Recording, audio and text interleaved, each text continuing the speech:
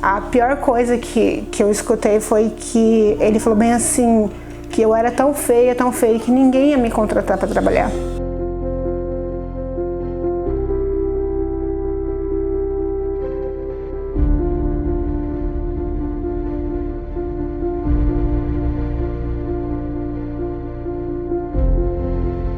Com 3 meses ele abusou de mim e me deixou quase morta dentro de casa.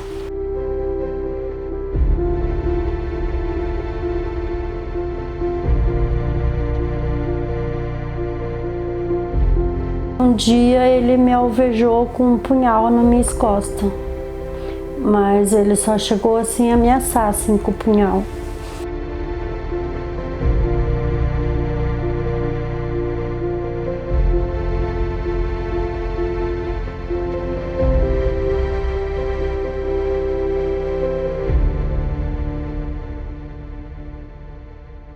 Quando eu nasci, a minha mãe já tinha uma filha.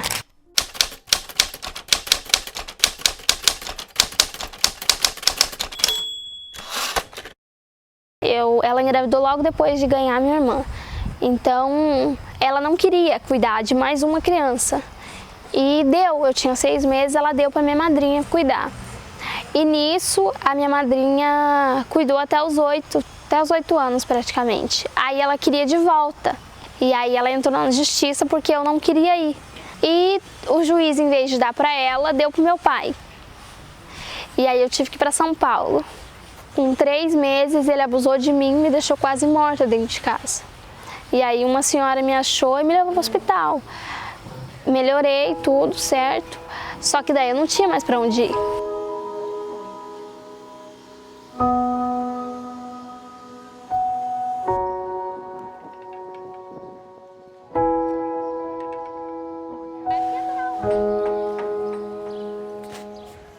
Ele sempre me humilhou.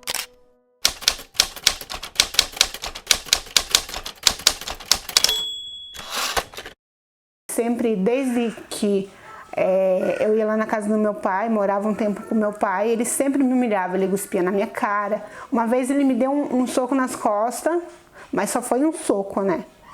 Aí ele, no colégio que eu estudava, eu não tinha amigo porque ele vinha e falava pros pior que eu era isso, que eu era aquilo, que eu era aquele outro. Aí eu ficava no meu canto, né? Eu preferia não mexer com ele, eu chegava e falava com meu pai. Aí ele sempre foi de humilhar. Não só eu, como as minhas irmãs também. Sim, e relacionado com o teu namorado? A roupinha dela é uma menininha também. Na verdade, essa aqui é do Abril. Existem várias formas de violência contra a mulher.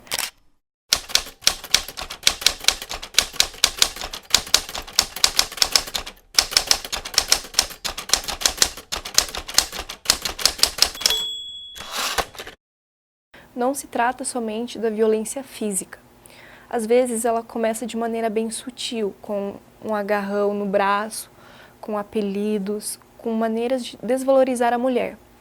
Existe a violência psicológica, que é, por exemplo, quando o companheiro ele desenvolve uma espécie de dependência emocional da sua companheira em relação a si.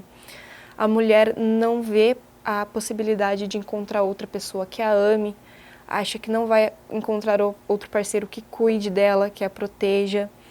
Começa com termos de desvalorização, a pessoa começa a se sentir insuficiente. Ela pode sofrer agressão verbal, xingamentos, ofensas. Meu pai, ele agrediu muito minha mãe, né?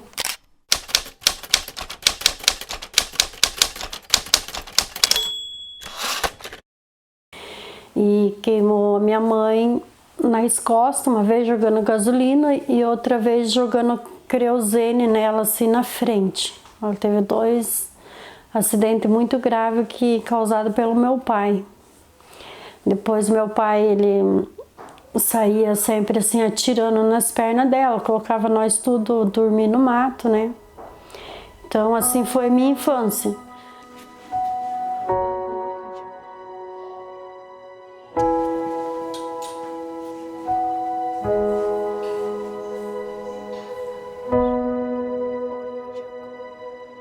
A legislação, ela é uma legislação que dá, sim, mecanismos, né, para que a mulher se encoraje. O grande espírito da Lei Maria da Penha é essa, se encoraja a sair desse ciclo de violência.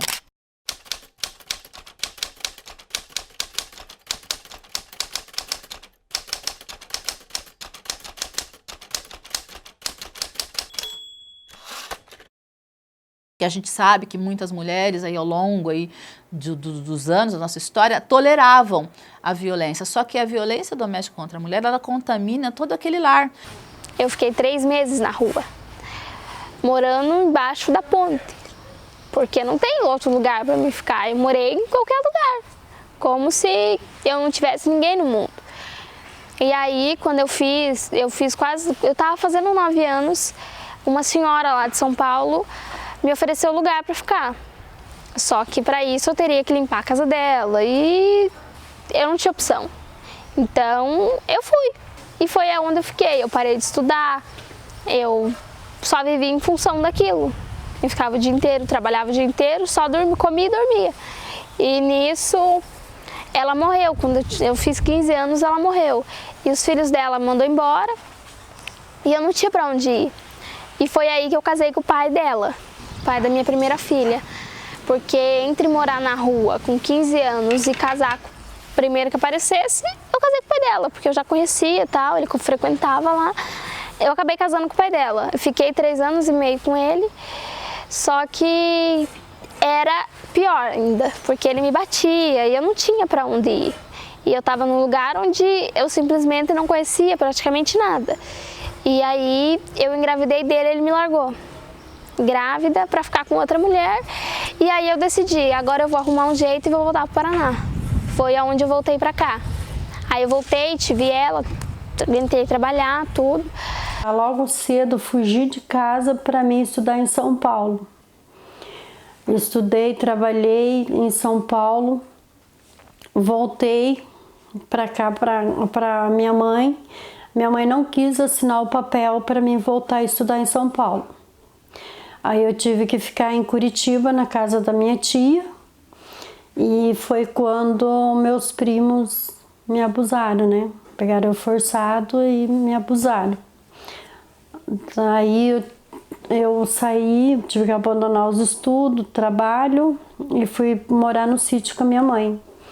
Lá eu conheci meu primeiro marido aos 17 anos. Engravidei, quando eu estava grávida, começou a agressão. Que ele começou a me agredir e falava que que a minha filha não era filha dele. E ali um dia ele me alvejou com um punhal nas minhas costas. Mas ele só chegou assim a ameaçar assim, com o punhal.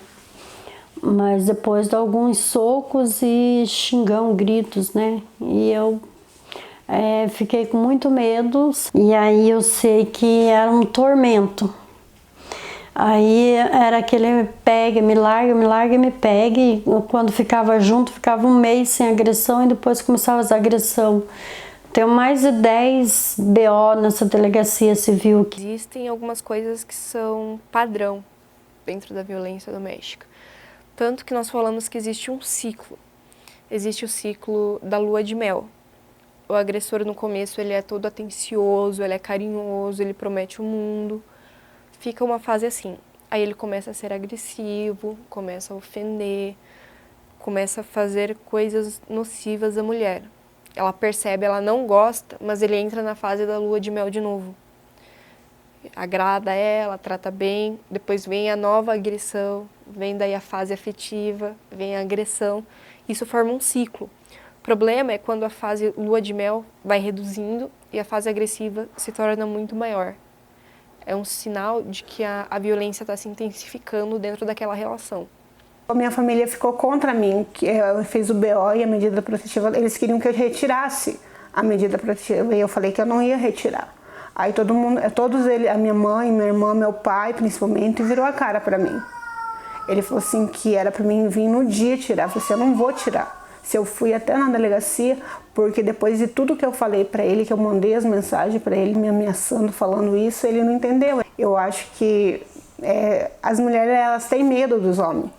Eu acho que sei lá, eu mantive a minha palavra. Falei, eu vou denunciar ele, porque ele me humilhou desde sempre. E eu decidi, aí falaram pra mim que era pra mim tirar a medida protetiva. Me encheram a cabeça, eu falei assim, eu não vou tirar. Até a irmã dele falou, porque você vai ter que procurar um advogado, porque não sei o quê, porque vai dar um problema. Eu falei assim, dane-se, eu não vou tirar. Eu falei bem assim pra ela, eu não sou dessas mulheres que vai lá apanha do marido, vai lá na delegacia no outro dia e tira a medida protetiva ou volta pra casa, não. Eu falei assim, se acontecer alguma coisa comigo, todo mundo já sabe o que foi. E eu acho que ele deve ter inventado alguma coisa pra minha família, porque pro meu pai ficar contra mim, sei lá, também não quero saber. São vários os fatores que fazem com que a mulher retorne ao convívio com o agressor.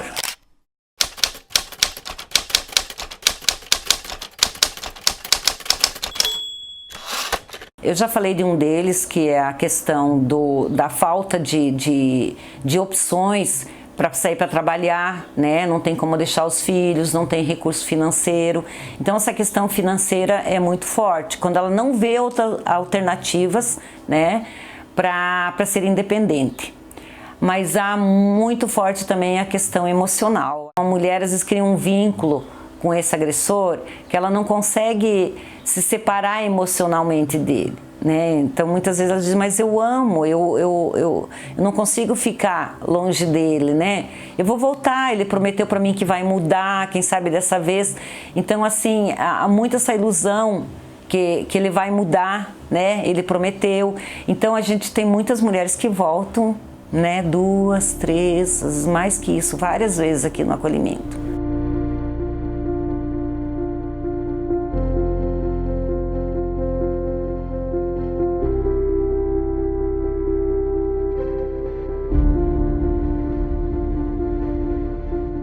Mulheres estão denunciando mais, isso é um fato, mas por outro lado, a Lei Maria da Penha já tem 10 anos, né? Esse número já era para estar abaixando, já deveria haver uma conscientização maior, né, dos efeitos, e a gente pode até questionar, será que a punição está sendo rigorosa o suficiente para coibir esse tipo de ato? É preciso trabalhar muito, porque a gente retira uma mulher da situação de violência, resolve, consegue encaminhar a vida dela, mas aquele agressor vai continuar agredindo outras mulheres. Então a situação não está resolvida. Então é muito importante que o agressor tome ciência disso, do porquê ele está sendo punido e o porquê de aquilo que ele fez ser errado. Porque não adianta você trancar a pessoa na cadeia por 20 anos sem ele saber por que está lá. Ele sabe que é errado, mas ele não entende o papel dele dentro de todo o contexto. Ele não entende que o que ele fez foi errado porque a mulher não era propriedade dele, que ele não tinha esse direito.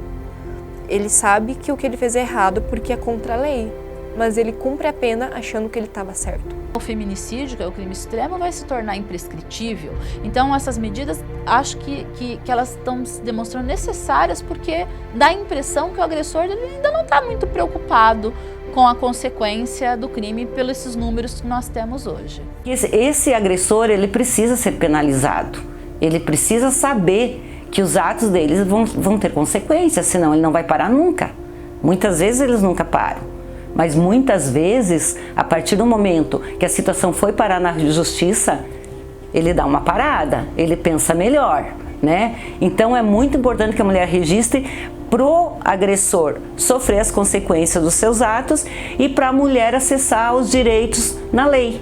Assim se cria um histórico de violência doméstica, e isso é muito importante no futuro, caso aconteça algo com ela. E também tem, na nossa comunidade, a ideia de que não se mete a colher em briga de marido e mulher. Isso não é correto.